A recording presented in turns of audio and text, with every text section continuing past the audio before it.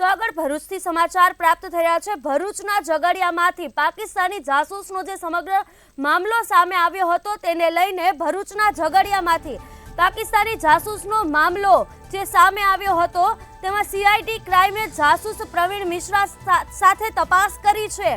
તો જે રીતે સમાચાર અંકલેશ્વર સ્થિત તેના ભાડાના મકાનમાં સીઆઈડી ક્રાઇમે તપાસ કરી છે અને ગુપ્ત માહિતી પાકિસ્તાનને પહોંચાડતો હોવાનું બહાર આવ્યું છે।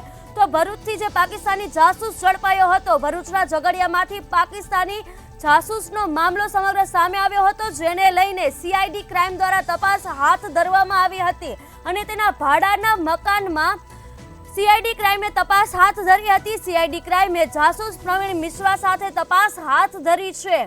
અંકલેશ્વર સ્થિત તેના ભાડાના મકાનમાં તપાસ કરવામાં આવી છે।